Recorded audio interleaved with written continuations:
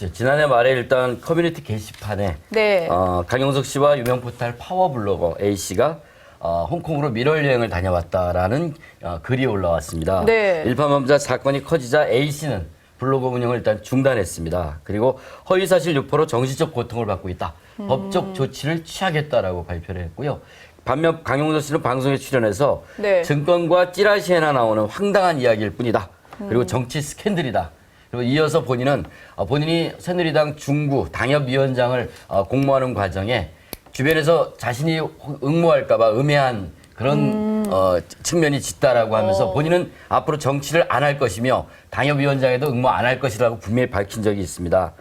정치적 스캔들이다. 사실 강용석 씨 같은 경우에는 본인이 출연하는 방송에 나와서 적극까지는 아니지만 좀 이렇게 해명했습니다. 재미스럽게 재미삼아서 해명을 한 적이 있었는데, 그래서 저희 여기서 삼총사에서도 계속 강용석 씨와 전화 통화를 하려고 했는데 낮 동안은 사실 연결이 안 됐습니다. 그러다가 극적으로 연락이 됐는데 강용석 씨 측에서 남편, 그러니까 해당 여성의 남편이 고소를 취하하겠다고 그랬다고 하죠. 강용석 씨 굉장히 당황했을 거예요. 보도가 네. 나가자마자 전화를 했는데 받지 않아서 저는 혹시 칩거에 들어가셨나? 라는 정말 말도 안 되는 상상까지 하기도 네. 했습니다.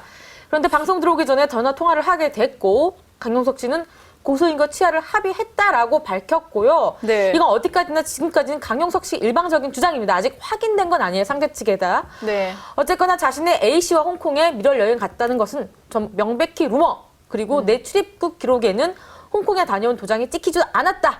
뭐 모르겠어요. 앞으로 강용석 씨가 자신의 그렇죠. 여권과 그 해당 A씨의 여권을 비교해가면서 입출국 날짜 이런 걸 확인할지 모르겠지만 어쨌든 현재까지는 정치적 스캔들이다라는 주장입니다. 좀 더 시간이 지나고 고소 취하 여부를 정확히 알 것 같습니다. 굉장히 이제 확신을 가지고 이야기를 하는데 우리 백은영 기자의 이야기처럼 이 합의 여부는 좀 양쪽의 입장을 다 듣고 저희가 판단을 해야 할 것 같습니다. 자, 다시 이 불륜 스캔들 사실 이게 사실로 나온 건 아니에요. 그야말로 루머인데 특히나 뭐 기사화된 적도 별로 없었었죠. 그런데 이때 이 불륜 스캔들이 뭐 글도 올라왔었지만 해당 커뮤니티 그렇죠. 게시판에 사진. 근데 또 사진도 올라왔었단 말이에요. 근데 이게 무슨 사진이었었죠? 예, 지난해 말에 한 포털 커뮤니티에서 나돌았던 사진이었어요. 네. 그 여성분이 찍은 사진 뒤로 창문이 있었는데 그 창문에 어떤 남성이 비춰졌는데 그게 강용석 씨 같다. 이런 이야기였던 거예요. 확실한 건 아니에요. 근데 이것도 네. 아직까지 확인되지 않은 얘기인데 당시에 이 이야기들이 일파만파 커지면서 마치 사실인 양 많이 사람들이 입에 오르락내리락 했죠. 네. 그렇다면 우리가 정말 궁금한 게 불륜 상대라고 지금 나오고 있는 그 여성이 누군가 하는데 뭐 미스코리아 출신이고 굉장히 뭐 미모의 여성이다라는 이야기가 돌고 있었죠. 지난해 말 이 인터넷에 떠돈 방송인 강용석 씨가 유명 여성 블로거 A씨와 이 홍콩에서 미래를 즐기다 들켰다는 등의 이 확인되지 않은 이른바 증권과 정보지에 대해서 강용석 씨는 직접 TV 프로그램에 나와서 사실 무근이다라고 밝혔고요. 그 강 씨와 불륜 스캔들에 휩싸인 여성 역시 지난해 말에 자신의 블로그에 이 허위 사실 유포로 인해 정신적 고통을 받았다며 모든 사안을 법적으로 조치하고자 한다는 입장을 밝히고 블로그 운영을 중단한 상태입니다. 일부 누리꾼들 사이에서는 A씨가 이 미스코리아 출신이라는 소문이 돌기도 했습니다.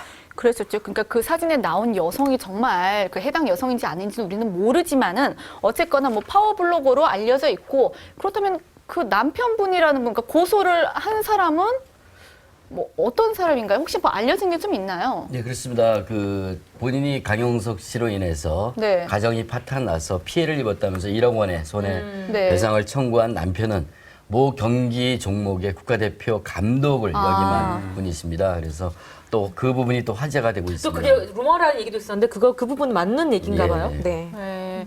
아니 뭐 강용석 씨 사실 뭐 이번 조금 이제 불미스럽게 그 스캔들이 터졌는데 사실 과거에 아나운서 성희롱 발언으로 논란이 된 후에 정말 기적적으로 재기에 성공을 했었잖아요. 근데 당시에 제가 기억하기로는 벌금형에 그쳤던 걸로 알고 있어요. 명예훼손이 뭐 전혀 성립이 안 됐다 이런 이야기가 나왔었는데 정리 한번 해주실까요? 2010년도입니다. 아나운서 얘기를 하면서 아나운서 하려고 그러면 뭐 줄 걸 다 줘야 된다 이런 얘기를 해가지고 아나운서 협회에서 네. 강용석 씨를 모욕죄로 고소를 했거든요. 네. 고소를 하니까 강용석 씨 입장에서는 그 기사를 쓴 기자를 또 고소를 했습니다. 네. 그래서 강용석 씨가 모욕죄하고 무고죄로 재판을 받았는데 모욕 부분은 아나운서가 특정이 안 됐다 그래가지고 대법원에서 그랬었죠. 무죄가 됐고요. 예. 무고죄가 하나가 있었는데 그걸로 벌금 1,500만 원 선고를 받았습니다. 무고죄라는 건 그 기자한테 그렇죠. 해당 글을 쓴 기자한테 고소한 부분이죠. 고소한 부분인데 예. 맞고소를 당해서 그렇죠. 벌금형을 받았다. 이 보니까 뭐 대한변협에서도 무슨 벌금형을 징계를 받았습니다. 징계인가요? 과태료 징계 1,000만 원 받았습니다. 아, 그러니까 네. 뭐 변호사의 품위에 좀 이렇게 맞지 그렇죠. 않다 그렇게 품위 나온 것 같아요. 손상해라고 해서. 예,